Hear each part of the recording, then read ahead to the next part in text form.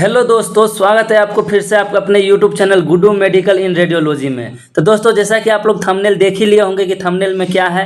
आज हम आप लोगों को जो है रेडियोलॉजी का जो है रेडियोग्राफी पढ़ाने वाले हैं। अगर आप लोग दोस्तों रेडियोग्राफी में जैसे आप लोग एक्सरे करते हैं, सीटी स्कैन करते हैं, एमआरआई करते हैं या अल्ट्रासाउंड करते हैं, तो आप लोग अगर इस वीडियो को देख लेते हैं तो आप लोग क्लियर हो जाइएगा कि कैसे करते हैं और कौन सा टर्म कैसा यूज करते हैं। तो पूरा हम बताने वाले एकदम डिटेल में। अगर आप लोग जानना चाहते हैं तो लास्ट तक बने रहिएगा और वीडियो को स्किप नहीं करिएगा। तो चलिए स्टार्ट करते हैं। देखिए, पहला क्या है आप लोग के सामने में कि रेडियोग्राफी। तो रेडियोग्राफी होता क्या है? तो रेडियोग्राफी जो है दोस्तों, ये जो है पार्ट्स है रेडियोलॉजी का। ठीक है, अगर आप लोग डिप्लोमा कर रहे हैं रेडियोलॉजी का तो उसके बाद आप लोग को जो है बीएससी रेडियोलॉजी जैसे ही करेंगे आप लोग बीआरआईटी, तो उसमें रेडियोग्राफी, रेडियोथेरेपी ऐसे बढ़ जाता है। तो ऐसे ही रेडियोग्राफी है जो कि मनाया जाता है वर्ल्ड रेडियोग्राफी डे 8 नवंबर 1895 ईस्वी को। 8 नवंबर 1895 ईस्वी को क्या मनाया जाता है दोस्तों? तो रेडियोग्राफी डे। देखिए अगला देख लीजिए क्या है कि types of chest x ray view. आप लोग बता दीजिए कि types of chest x ray view. जैसे मान लीजिए हम लोग एक्सरे करते हैं तो चेस्ट का एक्सरे करते हैं, तो चेस्ट का भी एक्सरे एक प्रकार का नहीं होता है, बहुत प्रकार का होता है। तो आप लोग जान ले कि चेस्ट का एक्सरे कितने प्रकार का होता है और कैसे कैसे परफॉर्म किया जाता है और कितना एक्सपोजर चार्ट और क्या इंडिकेशन रहता है, तो हम सभी बताने वाले हैं आप लोग को आज। आप लोग अगर एक्सरे टेक्नीशियन है तो आप लोग इस वीडियो को तो पक्का देख करके ही जाइए, कहीं पर दिक्कत नहीं होगा अगर चेस्ट का एक्सरे आप लोग करिएगा। तो देखिए पहला पॉइंट्स क्या है कि चेस्ट पीए व्यू। चेस्ट एक्सरे का जो पहला जो है दोस्तों चेस्ट पीए व्यू हो जाता है, जिसे टेलीरोंटजन व्यू, टेलीरोंटजन ग्राम व्यू भी कहते हैं। दूसरा देख लीजिए चेस्ट एपी व्यू है। तीसरा हो जाएगा आपके सामने चेस्ट लेटरल। तो चेस्ट लेटरल हो जाता है दोस्तों, या तो आप लेफ्ट लेटरल कहिए या राइट लेटरल कहिए, तो चेस्ट लेटरल उसको कहेंगे। वही चेस्ट ओब्लिक है, तो चेस्ट ओब्लिक में लेफ्ट ओब्लिक एवं राइट ओब्लिक हो जाएगा। वाजिब बात है कि चेस्ट है तो अगर चेस्ट लेफ्ट लेटरल ले रहे हैं तो लेफ्ट साइड आप लोग कैसेट से टच कर दे, वही राइट लेटरल ले रहे हैं तो राइट साइड कैसेट से टच कर दे पेशेंट को। उसके बाद जो है उसका अपोजिट साइड से सेंटर एज मारे तो फिर जाके इमेज अच्छा बनेगा। फिर देखिए पांचवा क्या है एपिकोग्राम व्यू। एपिकोग्राम व्यू हो जाता है। हम सभी व्यू के बारे में आप लोग को डिटेल से बताने वाले हैं, बस आप लोग लास्ट तक बने रहे। अब वीडियो को लाइक नहीं किया अभी तक तो वीडियो को लाइक भी जरूर कर दे। देख लीजिए अगला पॉइंट है लॉर्डेटिक व्यू। लॉर्डेटिक व्यू हो जाता है एंड लास्ट पॉइंट है डीकेविटस व्यू। ये जो भी जितने टोटल जो था दोस्तों ये सभी जो है चेस्ट का एक्सरे था। आप लोग को सिर्फ chest P and chest AP याद होता होगा और मैक्सिमम यही यूज भी होता है, लेकिन आप लोग याद कर ले कि इतना सारा जो है चेस्ट का व्यू परफॉर्म किया जाता है। एंड डॉक्टर अभी कभी लिख दे डीकेविटस व्यू, लॉर्डेटिक व्यू, तो आप लोग फंसिएगा नहीं, एकदम जो है दोस्तों आंख बंद करके याद आ जाएगा कि चेस्ट डीकेविटस व्यू एवं लॉर्डेटिक व्यू भी होता है। चलिए अगला देख लीजिए पॉइंट्स क्या है दोस्तों। अगला पॉइंट्स है कि स्पाइन एंड रिब्स की पॉइंट्स। देखिए स्पाइन, जैसे ही आप लोग एक्सरे करिएगा तो आप लोग को बोन के बारे में तो नॉलेज होना ही चाहिए। अगर बोन के बारे में नॉलेज नहीं है तो फिर आप लोग एक्सरे कर क्यों रहे हैं? तो देखिए स्पाइन एंड रिब्स की पॉइंट्स है। तो स्पाइन जैसे ही पूछा जाए स्पाइन सर्वाइकल, तो सर्वाइकल में कितना रहेगा? C7 रहता है। सर्वाइकल C7 रहता है। वही थोरेसिक जो होता है ये TS12 होता है एंड लंबर जो होता है ये L5 होता है, 5 गो होता है। तो यही बता दें कि सर्वाइकल 7 हो जाता है, थोरेसिक 12 हो जाता है जो कि हमारे रीढ़ की हड्डी है, एवं लंबर जो है ये 5 पाया जाता है जो कि हमारे कमर की हड्डी है। तो सर्वाइकल में कितना हो जाएगा? 7 हो जाएगा। वही थोरेसिक पूछा जाए तो 12 हो जाएगा। हम बता दिए आप लोग को TS से T1 से TS12 तक, वही लंबर L1 से L5 तक। और वही सेक्रम हो जाता है 5 बोन दोस्तों बच्चा में होता है, जबकि वो फ्यूज्ड होकर के 1 बोन हो जाता है एडल्ट में। आप लोग जरूर याद कर लीजिएगा। अगला क्वेश्चन देखिए क्या है कि कोकिक्स। कोकिक्स भी दोस्तों एडल्ट में आते आते जो है 4 बोन्स फ्यूज्ड होकर के 1 बोन बन जाता है एंड मैच्योर हो जाता है। एंड टोटल बोला जाए कि जो है दोस्तों वर्टिब्रा में कितना जो है दोस्तों हड्डी पाया जाता है, बोन पाया जाता है, टोटल 33 पाया जाता है। वही जो है दोस्तों फ्यूज्ड होकर के जो है टोटल हो जाता है आपका 26। आप लोग याद कर लीजिएगा। अगला देख लीजिए कि चेस्ट में कितने पेयर्स रिब पाया जाता है, बताइए। चेस्ट में तो 24 रिब्स पाया जाता है। 24 रिब्स है यानी 12 पेयर्स हो जाएगा। और एटलस एंड एक्सियल जो है दोस्तों ये सर्वाइकल का सबसे ऊपरी जो है जो रहता है हड्डी, उसको एटलस एंड दोस्तों एक्सिस भी कहते हैं। चलिए अगला पॉइंट्स देख लीजिए क्या है। अगला पॉइंट है कि चेस्ट पीए व्यू जो हम लोग जो है दोस्तों परफॉर्म करेंगे तो पेशेंट को क्या परेशानी है एंड क्यों कर रहे हैं ये पेशेंट से ज़रूर पूछेंगे, उसके बाद ही ना परफॉर्म करेंगे। ये देख लीजिए इंडिकेशन है, तो इंडिकेशन आप लोग देख लीजिए कि क्यों करेंगे चेस्ट पीए व्यू। अगर मान लीजिए किसी पेशेंट्स को फीवर आ रहा है लगातार, कफ है, चेस्ट में कफ जमा हुआ है तो चांस बनता है कि टीबी हो सकता है, तो इसलिए हम लोग जो है उस समय भी चेस्ट पीएफयू परफॉर्म करेंगे। वही ट्यूबरकुलोसिस हो जाता है यानी टीबी, एमआई यानी मायोकार्डियल इन्फेक्शंस या हार्ट अटैक बोलिए, और प्लूरल इफ्यूजन यानी कि चेस्ट में जो है दोस्तों पानी जो है इकट्ठा हो जाता है, यानी पानी का कलेक्शन हो जाता है, वाटर कलेक्शन, तो उसको प्लूरल इफ्यूजन कहते हैं लंग्स में।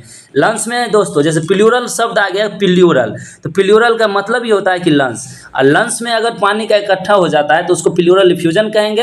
एंड न्यूमोथोरेक्स, न्यूमोथोरेक्स क्या होता है दोस्तों, लंग्स में जो दोस्तों एक पोर हो जाता है, छिद्र हो जाता है, जिसके थ्रू जो है दोस्तों एयर का आदान प्रदान होने लगता है, तो उस समय न्यूरोथोरेक्स कहेंगे। न्यूमोथोरेक्स इसलिए क्योंकि चेस्ट के लंग्स में जो है दोस्तों छिद्र हो जाता है। अगला देख लीजिए क्या है, प्री एनेस्थीसियाई क्लियरेंस। अगर मान लीजिए किसी पेशेंट को हम लोग जो अनकॉन्शियस किए, अनकॉन्शियस करने वाले हैं, तो सबसे पहले चेस्ट पीएफयू परफॉर्म कर लेंगे, उसके बाद उसको अनकॉन्शियस करेंगे। इसलिए करेंगे कि देख लेंगे अगर इसको एनेस्थीसिया अगर हम लोग दे रहे हैं तो पेशेंट पे कैसा असर पड़ रहा है, कोई एलर्जी तो नहीं हो रहा है, अच्छा से काम कर रहा है कि नहीं, फिर जा करके हम लोग जो है चेस्ट पीएफयू परफॉर्म करेंगे। अगला देख लीजिए लंग्स मास।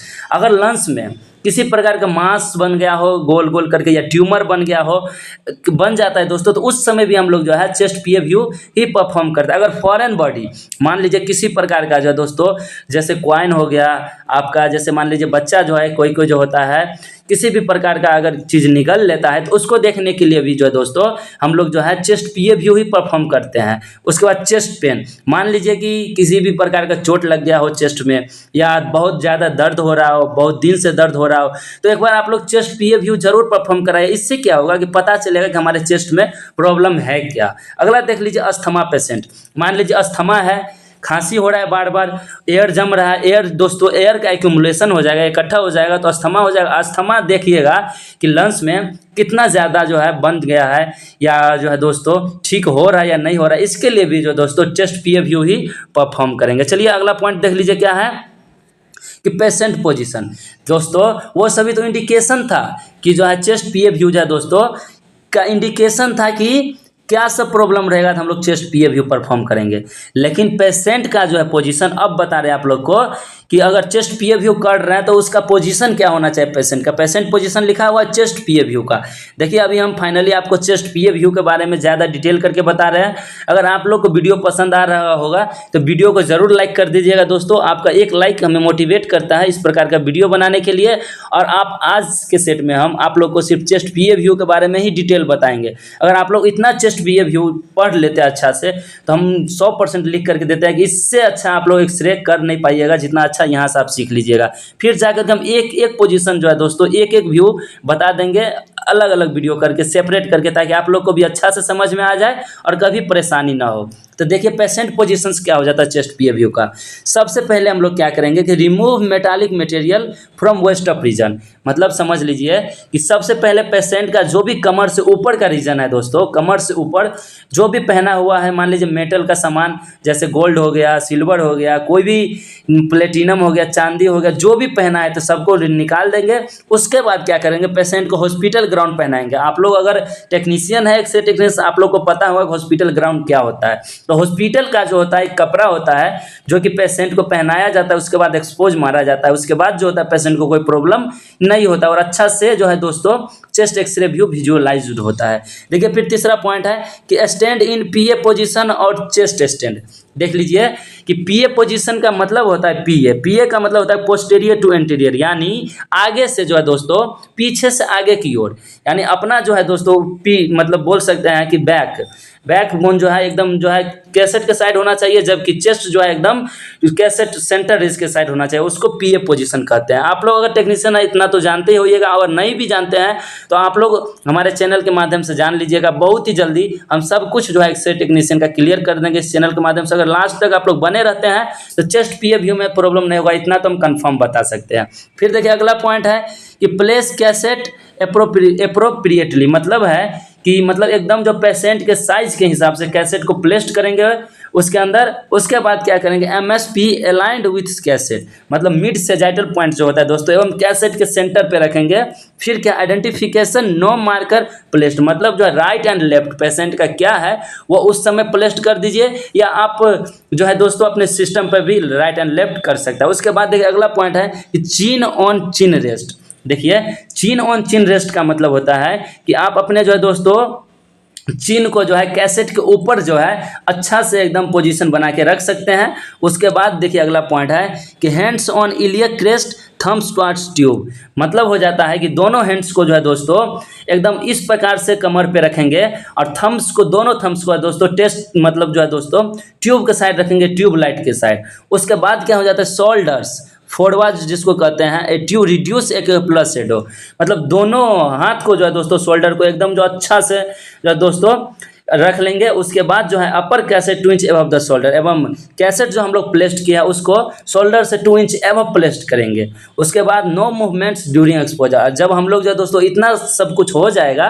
तो उसके बाद जो पेशेंट का एकदम जो है कहेंगे स्थिर रहिए और एकदम जो है थोड़ा सा भी इधर उधर नहीं होइएगा और अच्छा से खड़ा रहिएगा जब तक कि आपको इधर से कोई इंडिकेशन यानी बोला नहीं जाए। तो इतना पॉइंट हो गया आपका पेशेंट पोजीशंस के बारे में। अब अगला देख लीजिए क्या है, अगला है कि एक्सपोजर फैक्टर चार्ट। इतना आप लोग पेशेंट का बना दीजिएगा। उसके बाद आप लोग एक्सपोजर मशीन पर जाइएगा तो सबसे पहले आपको वहाँ पे रखना है दोस्तों, देखिए ये एक्सपोजर फैक्टर चार्ट हम नहीं बता सकते हैं परफेक्ट एक्यूरेटली कि आप लोग कितना रखिएगा, लेकिन हम जो है एक अनुमानित डाटा आप लोग को बता रहे हैं कि इतना से इतना रखना है। आप लोग को जो है जिस भी मशीन पे करिएगा काम आप लोग अपना हिसाब से MA एंड MAS एवं जो भी एक्सपोजर फैक्टर चार्ट होगा आप लोग सेट कर लीजिएगा। सब मशीन का अपना अलग अलग फैक्टर होता है, इसलिए हम जिस पे काम करते हैं फाइनली आपको बता देते हैं कि उसमें MA जो है अगर चेस्ट PL ले रहे हैं आप लोग तो 200 रखिए।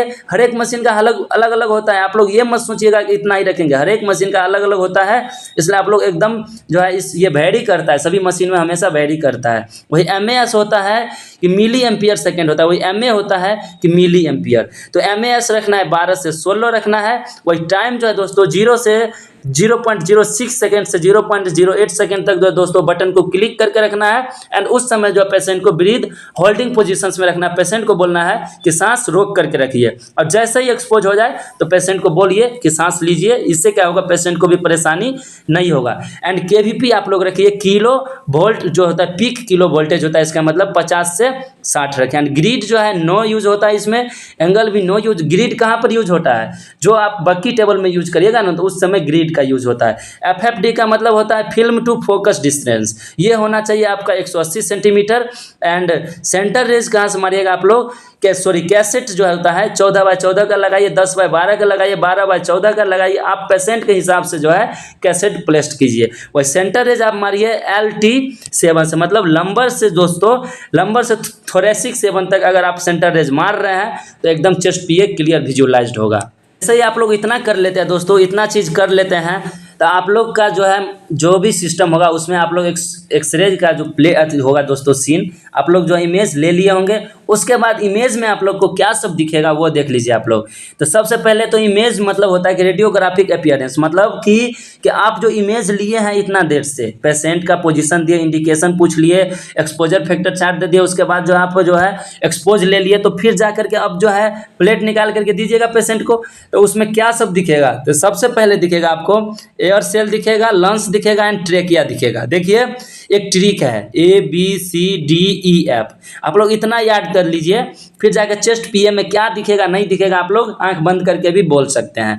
तो एयर सेल दिखेगा, लंग्स दिखेगा, ट्रेकिया दिखेगा, बोन दिखेगा, बोन में दिखेगा रिब्स, वर्टिब्रा, ब्रेस्ट शैडो दिखेगा, कार्डियक शैडो दिखेगा, सर्वाइकल दिखेगा, CP एंगल दिखेगा, कैस्ट्रोफ्रेनिक एंगल हो जाता है। उसके बाद डायफ्राम दिखेगा आपको, इफ्यूजन दिखेगा एंड फ्लूइड लेवल दिखेगा।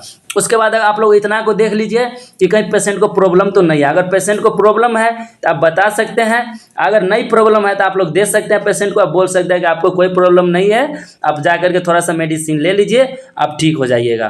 तो दोस्तों ये आज हम जो बताएं ये चेस्ट PA व्यू था। अगर ये आप वीडियो आप लोग को अच्छा लगा होगा तो आप लोग जो दोस्तों ज़रूर बताइएगा कमेंट बॉक्स में। और हमारे गुड्डू मेडिकल इन रेडियोलॉजी में पहली बार है तो आप लोग चैनल को सब्सक्राइब कर लीजिएगा, क्योंकि हम जो है जितने भी एक्सरे का व्यू परफॉर्म करवाते हैं सभी जो है बारी बारी से आप लोग को बताने वाले हैं, इसलिए आप लोग चैनल को सब्सक्राइब तो जरूर कर लीजिएगा। और आप लोग बताइएगा कि आज का वीडियो आप लोगों को कैसा लगा। तो चलिए मिलते हैं नेक्स्ट वीडियो में नेक्स्ट व्यू के साथ, नेक्स्ट टॉपिक के साथ। तब तक के लिए थैंक यू, बाय बाय।